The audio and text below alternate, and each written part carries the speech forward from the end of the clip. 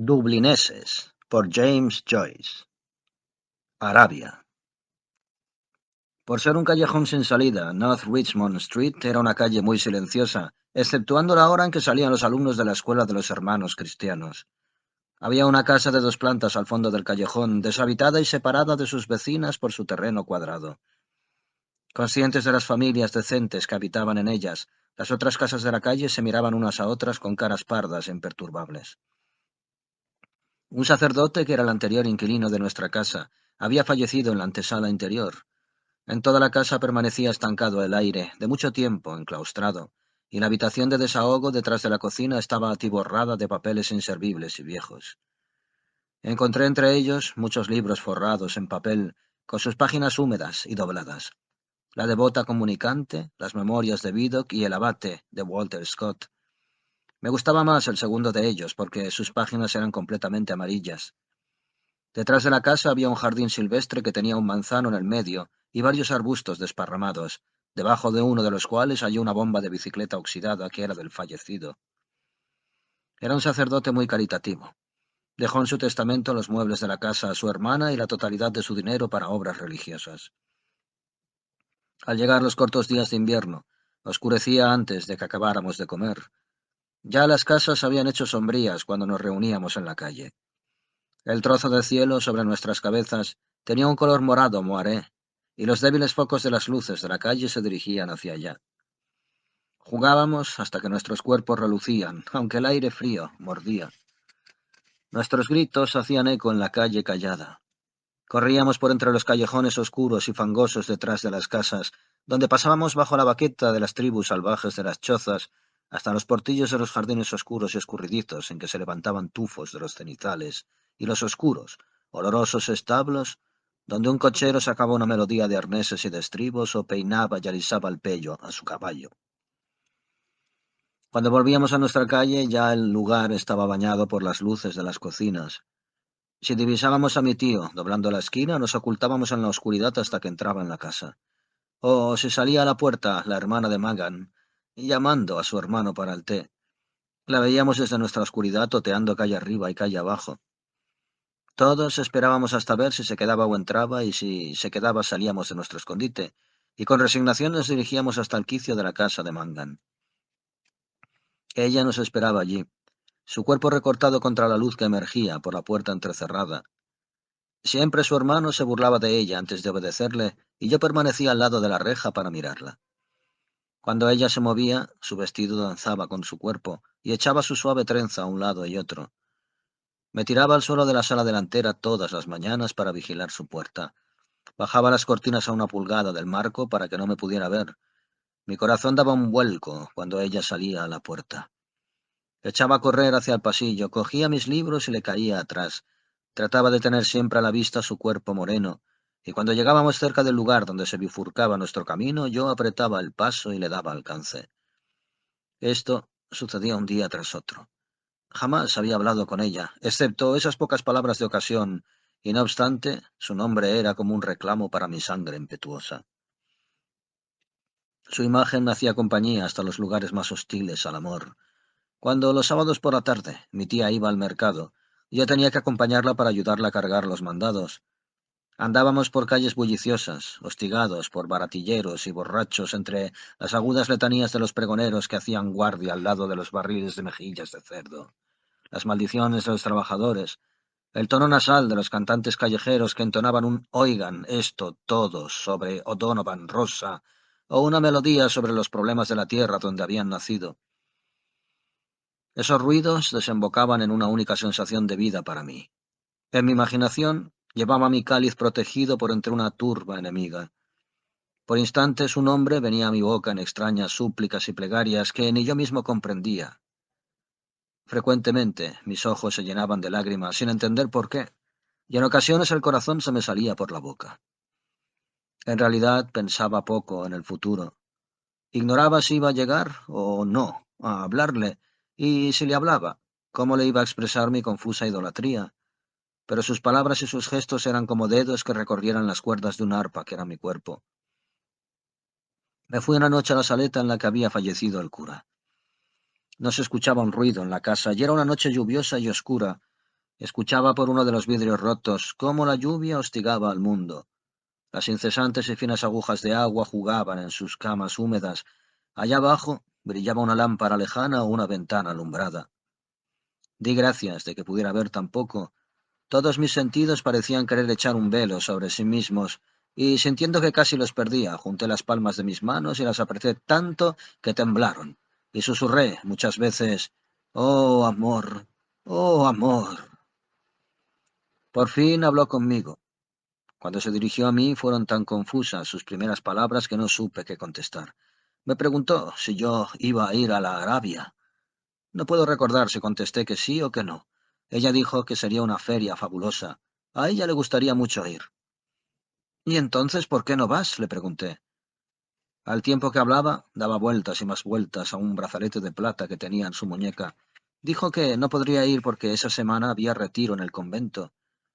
Me quedé solo, recostado a la reja, y su hermano y otros chicos se peleaban por una gorra. Ella, inclinando la cabeza hacia mí, se agarró a uno de los hierros. La blanca curva de su cuello quedaba resaltada por la luz de la lámpara frente a nuestra puerta. Le iluminaba el cabello que descansaba allí, y bajando daba sobre su mano en la reja. Descendía por un lado de su vestido, y cogía el blanco borde de su falda que, al pararse sin cuidado, se hacía visible. «Te divertirás», dijo. «Si voy», le dije. «Pero si voy te voy a traer algo». Después de esa noche, cuántas innumerables locuras derrocharon mis sueños, dormido o despierto. Deseé borrar los días de hastío que estaban por venir. Aborrecí el estudio. Durante el día en el aula y durante la noche en mi habitación, su imagen se interponía entre la página que quería leer y yo. A mí acudían las sílabas de la palabra Arabia, a través del silencio que mi corazón se regalaba para tratarme con su oriental embrujo.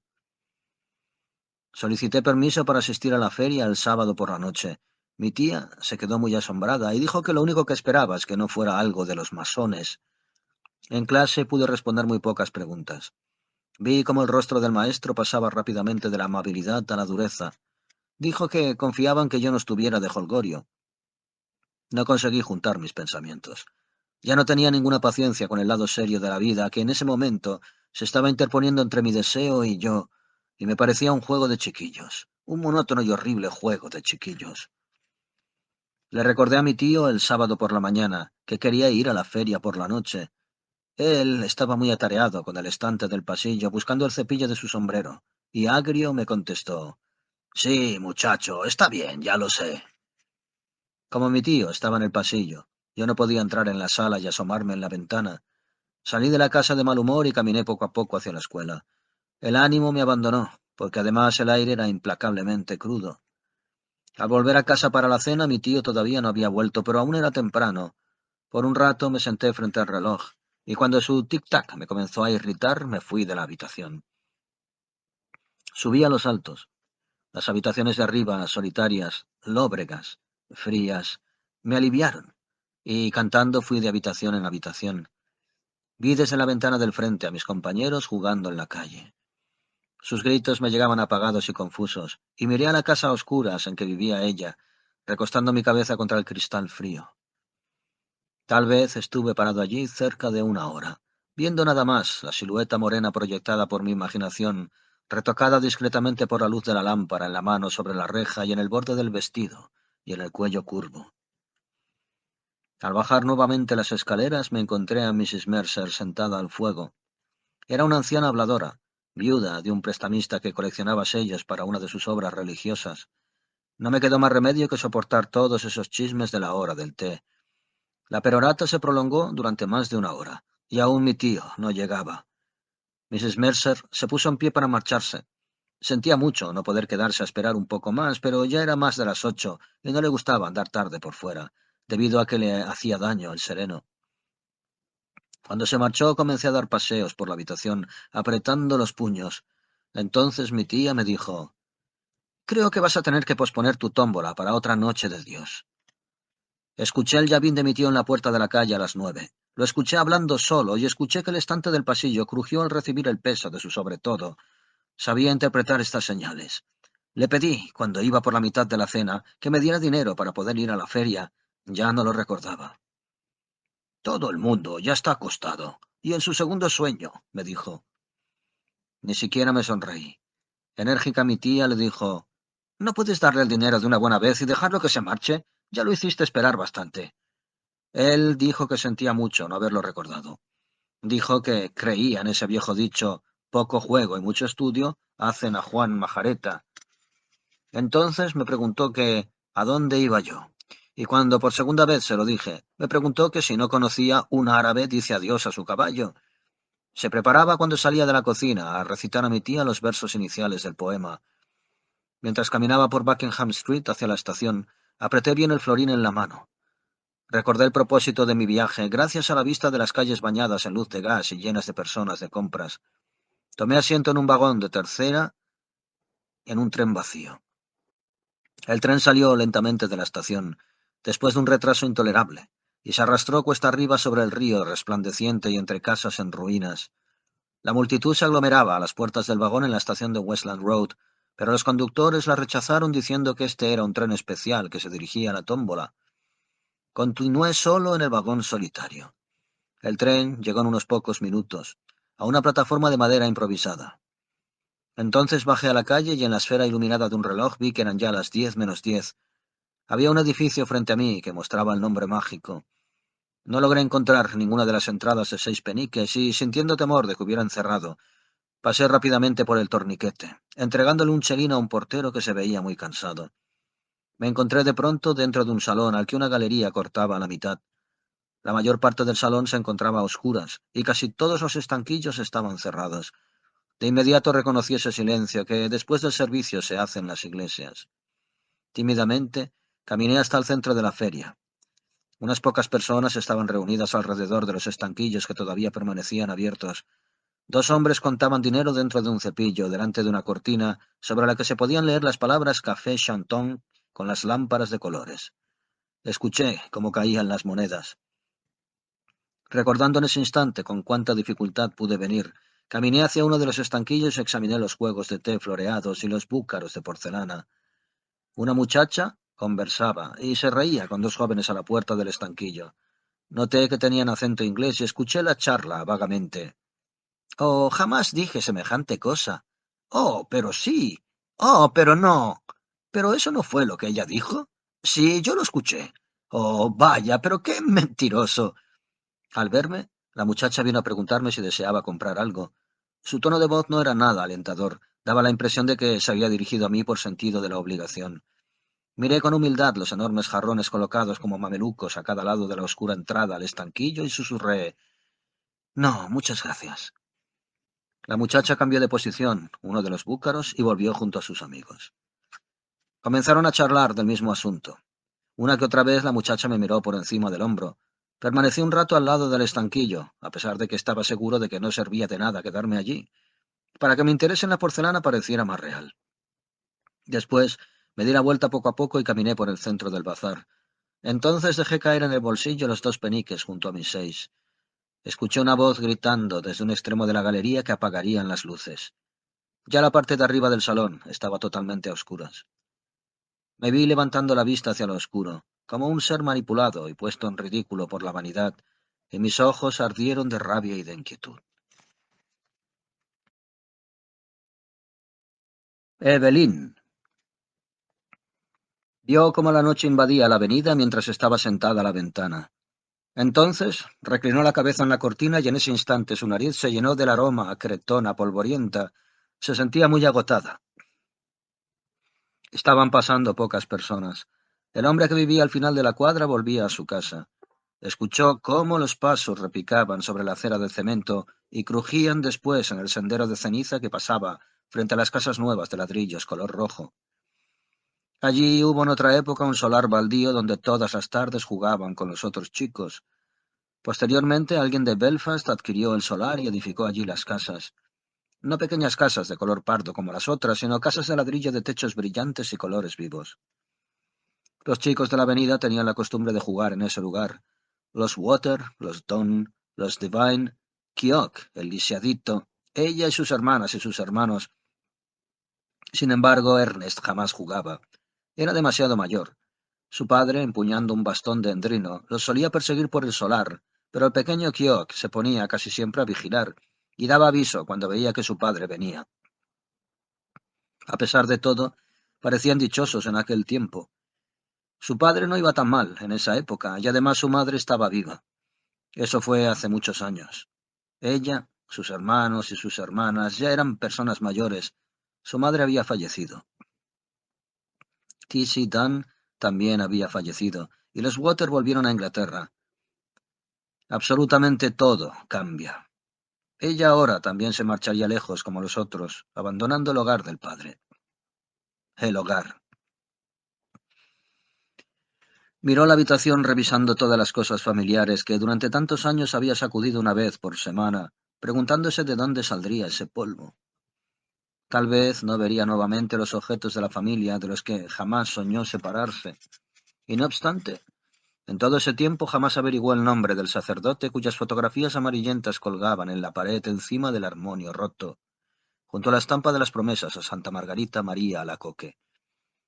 Era un amigo de su padre. Su padre, cada vez que mostraba la fotografía a un visitante, acostumbraba a alargársela con una sencilla frase: «Vive en este momento en Melbourne». Ella había tomado la decisión de abandonar su casa, marcharse muy lejos. ¿Esta era una decisión inteligente? Intentó sopesar las partes del problema. Por lo menos en su casa tenía comida y cama. Estaban aquellas personas que conocía de toda la vida. Por supuesto que tenía que trabajar muy duro en la casa y en la calle. ¿Qué iban a decir en la tienda cuando se enteraran de que había huido con el novio? Quizá dirían que era una imbécil y la reemplazarían colocando un anuncio. Miss Gavan se iba a alegrar. Es que la tenía tomada con ella, sobre todo cuando había personas presentes. ¿No se da cuenta de que está haciendo esperar a estas señoras, Miss Hill? Miss Hill, por favor, un poco más de viveza. No lloraría precisamente por tener que dejar la tienda. Pero no pasaría lo mismo en su nueva casa, en un país extraño y lejano. Después, ella, Evelyn, contraería matrimonio. Entonces todo el mundo sí que la respetaría. No iba a permitir que la trataran igual que a su madre. Todavía ahora, que tenía casi 20 años, en ocasiones se sentía amenazada por la violencia de su padre. Estaba segura de que era eso lo que le producía palpitaciones. Mientras fueron niños, él jamás la maltrató como acostumbraba a hacerlo con Ernest y Harry, porque ella era una niña, pero últimamente le gritaba amenazante y le decía lo que le haría si no fuera porque su madre no estaba viva. Y ahora no tenía nadie que la protegiera, con Ernest fallecido y Harry viajando siempre por el interior por su trabajo de decorador de iglesias. Además, la habían comenzado a cansar hasta decir ya basta las invariables discusiones por el dinero cada sábado por la noche. Ella siempre daba la totalidad de su sueldo, 7 chelines, y Harry enviaba lo que podía, pero el inconveniente era cómo lograr que su padre diera dinero. Él aseguraba que ella no tenía cabeza, que despilfarraba el dinero, que no le iba a dar nada de lo que ganaba con tanto esfuerzo para que ella lo tirara por ahí, y muchas cosas más, debido a que los sábados por la noche siempre volvía un poco huraño. Finalmente le entregaba el dinero, preguntándole si ella no tenía intención de comprar todo para la cena del domingo. Tenía entonces que irse a la calle rápidamente a hacer los mandados. Al abrirse paso por entre la gente, agarraba bien su monedero de cuero negro en la mano y ya tarde volvía a casa cargada de víveres. Mantener la casa le costaba mucho trabajo y también ocuparse de que los 2 niños, que fueron dejados a su cargo, asistieran a la escuela e ingirieran sus alimentos regularmente. El trabajo era bastante duro. La vida era muy dura, pero ahora que estaba a punto de marcharse no encontraba que su existencia dejara tanto que desear. Comenzaría a explorar una nueva vida con Frank. Frank era varonil, campechano, bondadoso. Se iría con él en el barco de la noche y sería su mujer y viviría a su lado en Buenos Aires, donde él le había puesto casa. Le vino a la memoria la primera vez que lo vio. Él se hospedaba en una casa de la calle Mayor a la que ella visitaba frecuentemente. Parecía que no habían transcurrido más que unas pocas semanas. Frank estaba parado en la puerta con la visera de la gorra echada para atrás y el cabello cayéndole en el rostro bronceado. Y llegaron a conocerse bien. Todas las noches Frank la esperaba a la salida de la tienda y se iban juntos hasta la casa de ella. Fueron a ver La muchacha de Bohemia, y sentada con él en el teatro, en lugar desusado, ella se sintió en las nubes. Él cantaba un poco y le gustaba mucho la música. Todo el mundo supo que la enamoraba, y ella siempre se sentía turbada cuando él cantaba aquella melodía de la novia del marinero. En broma, él le puso el apodo de Poppens. Al comienzo era muy emocionante tener novio, y después él le empezó a gustar. Relataba historias de tierras lejanas. Comenzó como camarero en un buque de las líneas Alan que navegaba al Canadá, ganando una libra mensual. Le enseñó los nombres de los distintos servicios y le recitó los nombres de todos los barcos en que había viajado. Frank había atravesado el estrecho de Magallanes y le relató cuentos de los aterradores habitantes de la Patagonia. Decía que había recalado en Buenos Aires y había vuelto al terruño únicamente de vacaciones. Lógicamente, el padre de ella le prohibió que tuviera nada que ver con él después que descubrió el noviazgo. Yo sé muy bien cómo son los marineros, le dijo. Él discutió acaloradamente con Frank un día y después de eso ella se tuvo que encontrar con él en secreto. La tarde se había hecho noche cerrada en la calle. En su regazo se destacaba la blancura de las cartas. Una era para su padre, la otra para Harry. Ernest fue siempre su hermano preferido, pero ella también amaba a Harry. Había notado que últimamente su padre había envejecido. Le echaría de menos. Él sabía ser agradable a veces. Hace poco tiempo, cuando ella tuvo que guardar reposo por un día, él le hizo tostadas en el fogón y le leyó un cuento de aparecidos. Otro día, su madre, no había muerto aún, fueron de picnic a la loma de Howth. Le vino a la memoria cómo su padre, para hacer reír a los niños, se puso el bonete de su madre. Ya casi no le quedaba tiempo, pero continuaba sentada en la ventana, respirando el olor a cretona polvorienta, con la cabeza recostada en la cortina. Podía escuchar un organillo a lo lejos en la avenida. Conocía la melodía. Qué raro que la escuchara justamente esta noche para recordarle la promesa que hizo a su madre. La promesa de mantener la casa lo más posible. Le vino a la memoria la última noche de la enfermedad de su madre. Nuevamente volvió a la habitación cerrada y oscura, al otro lado del corredor. Tocaban afuera una canción italiana muy melancólica. Le dieron 6 peniques al organillero para que se mudara. También recordó cómo su padre volvió a la habitación de la enferma exclamando: «¡Italianos malditos! ¡Mira que venir aquí!». Al tiempo que recordaba la imagen lastimosa de su madre, la tocó en lo más vivo de su alma. Toda una vida de cotidiano, sacrificio para terminar en la locura total. Se estremecía al escuchar nuevamente la voz de su madre diciendo continuamente con insistencia perturbada: «¡Der Baum serán! ¡Der Baum serán!».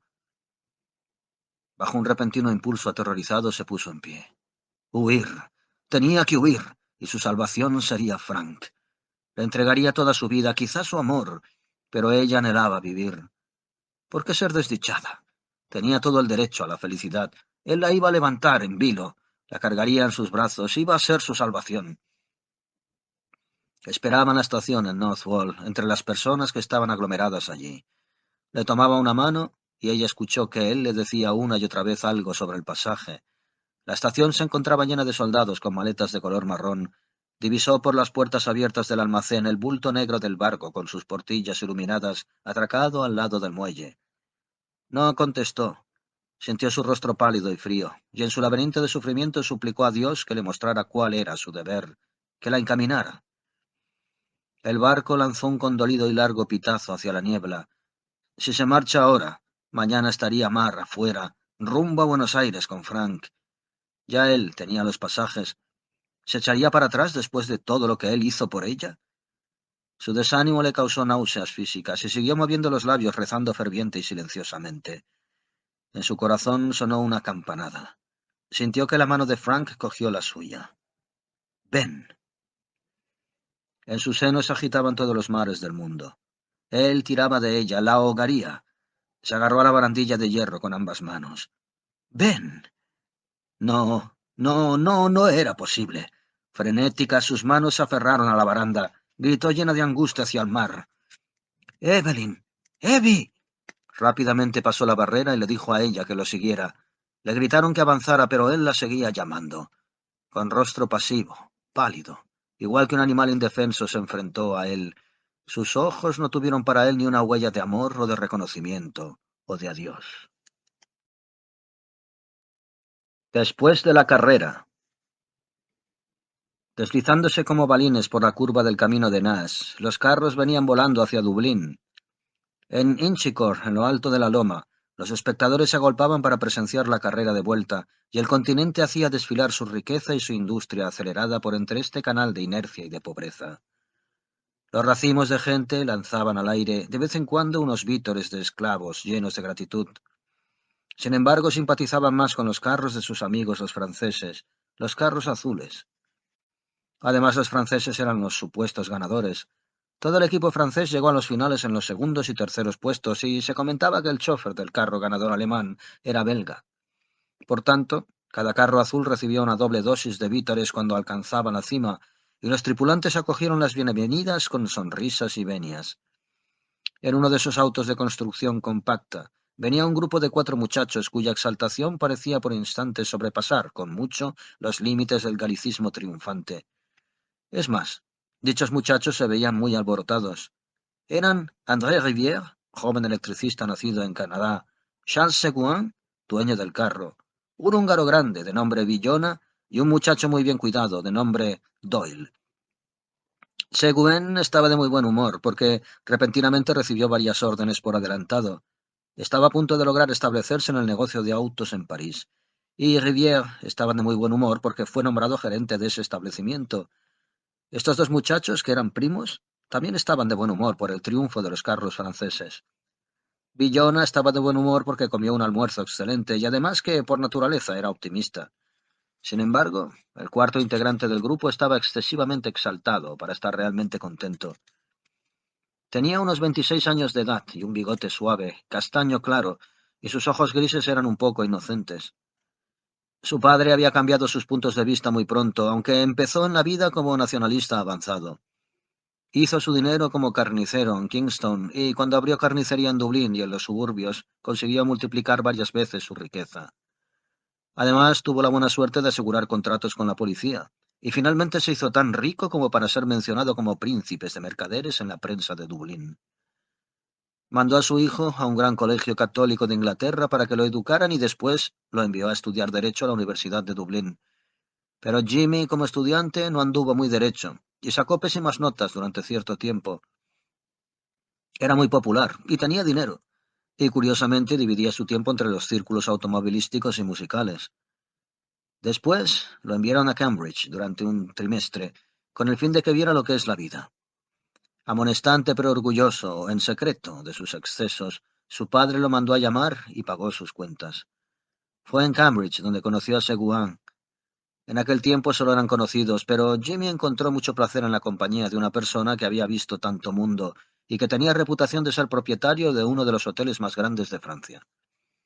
Conocer a una persona así valía la pena, como estuvo de acuerdo su padre, incluso si no fuera la compañía agradable que era. También Villona era muy divertido. Un brillante pianista, pero pobre, por desgracia. El carro corría con su carga de chispeante y bulliciosa juventud. En el asiento delantero iban los dos primos. Detrás se sentaban Jimmy y su amigo húngaro. Villona, indudablemente, estaba en gran forma. Mantuvo por el camino y durante kilómetros su tarareo de bajo profundo. Por encima del hombro, los franceses se reían a carcajadas y soltaban palabras fáciles, y Jimmy en más de una ocasión se tuvo que estirar hacia adelante para poder coger una frase al vuelo.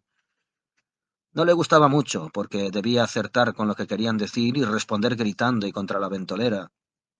Además que todos se confundían por el tarareo de Villona y también por el ruido del carro.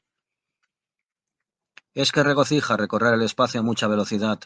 La notoriedad también, igual que poseer riquezas. He aquí 3 buenos motivos para la exaltación de Jimmy. Muchos de sus conocidos lo vieron ese día acompañado por aquellos continentales.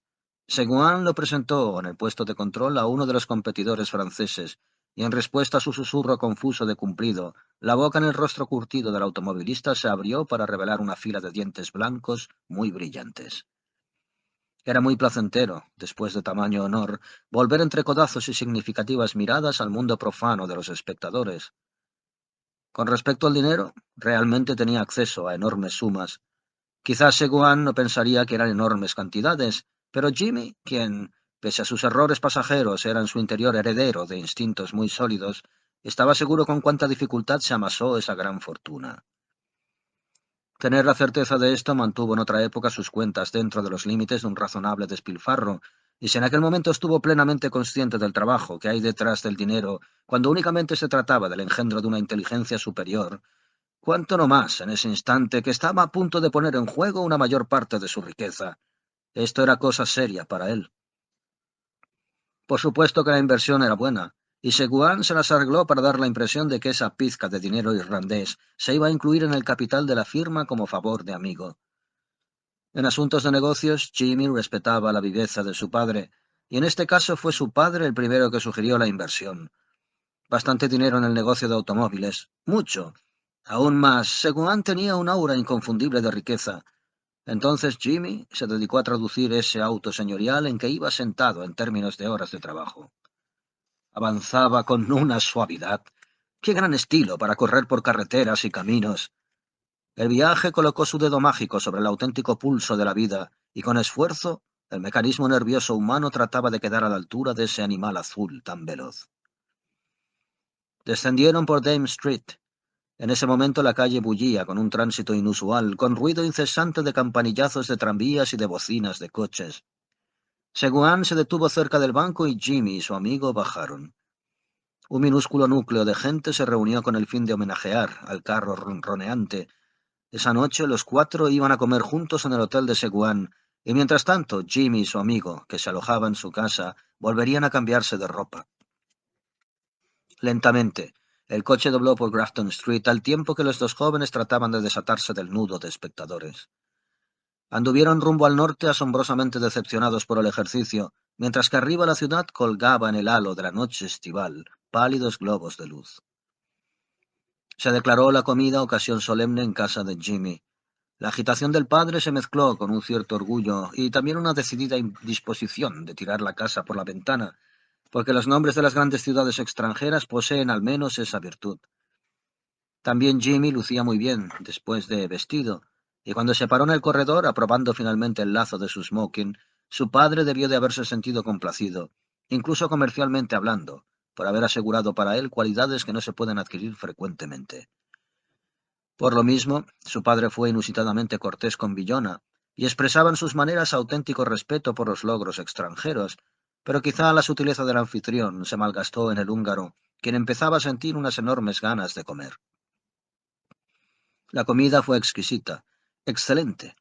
Jimmy decidió que Seguan tenía un gusto muy refinado. El grupo se incrementó con un muchacho irlandés de nombre Roth, a quien Jimmy había visto en Cambridge con Seguan. Los cinco jóvenes cenaron en una habitación coquetona iluminada por lámparas incandescentes. Conversaron sin rodeos y con ligereza. Con imaginación exaltada, Jimmy concibió la ágil juventud de los franceses, enlazada elegantemente al firme marco de modales de los ingleses. Sutil y grácil imagen esta, pensó, y muy justa. Sentía admiración por la habilidad con que su anfitrión manejaba la conversación. A los cinco muchachos se les había soltado la lengua y tenían gustos muy diferentes. Con infinito respeto, Villona empezó a describirle al gentilmente sorprendido inglesito las hermosuras del madrigal inglés, lamentando la pérdida de los antiguos instrumentos. No completamente sin ingenio, Rivière se preocupó en explicarle a Jimmy el porqué del éxito de los mecánicos franceses. La voz ruidosa del húngaro estaba a punto de ridiculizar los espurios laúdes de los pintores románticos cuando Seguin dirigió al grupo hacia el tema político. He aquí un terreno que concordaba con todos. Bajo influencias generosas, Jimmy sintió que el entusiasmo patriótico, ya enterrado de su padre, resucitaba dentro de él. Finalmente consiguió avivar el letárgico Roth. La habitación se caldeó por partida doble, y por momentos la tarea de Seguin se hizo más complicada. Hasta se corrió el riesgo de una discusión personal. El anfitrión, alerta, levantó su copa en una ocasión para brindar por la humanidad, y abrió las ventanas significativamente cuando finalizó el brindis. La ciudad se colocó su máscara de gran capital esa noche. Los cinco muchachos caminaron por Stephen's Green, en una nube vaga de humos perfumados. Con las capas colgándoles de los hombros, conversaban alto y alegre. Las personas se hacían a un lado para dejarlos pasar. Un hombre rechoncho embarcaba a dos mujeres en un coche conducido por otro gordo en la esquina de Grafton Street. El coche se alejó y el hombre rechoncho divisó al grupo. «André. Farley». Después siguió una catarata de conversación. Farley era estadounidense. Ninguno de los presentes sabía con certeza de qué estaban hablando. Rivière y Villona eran los que hacían más ruido, pero todos estaban exaltados. Apretándose unos contra otros, se montaron en un coche en medio de grandes risas. Avanzaban por entre la multitud, fundida en ese momento con colores suaves y con música de alegres y pequeñas campanas de cristal. En Westland Road cogieron el tren y en unos segundos le dio la impresión a Jimmy. Ya estaban saliendo de la estación de Kingston. El colector, que era un viejo, saludó a Jimmy. «Señor, linda noche». Era una tranquila noche estival. A sus pies se extendía la bahía como un espejo oscuro. Cogidos de los brazos, cantando Cadet Roussel a coro y dando patadas a cada ho, ho, ho, hey, Vraiment, se dirigieron hacia allá. Se subieron a un bote en el espigón y remaron hasta el yate del estadounidense. Había música, cartas y cena. Convencido, Villona dijo: «Es una auténtica belleza». En el camarote había un piano de mar. Villona tocó un vals para Rivière y para Farley. Rivière haciendo de dama y Farley de caballero. Después vino, de improviso, una square dance, todos inventando las figuras originales. ¡Qué alegría! Jimmy participó en todo. Esto era por fin vivir la vida. Fue en ese instante cuando a Farley le faltó aire y gritó «¡Stop!». Un camarero trajo una cena ligera y los muchachos por puro formalismo se sentaron a comerla. No obstante, bebían. Vino bohemio.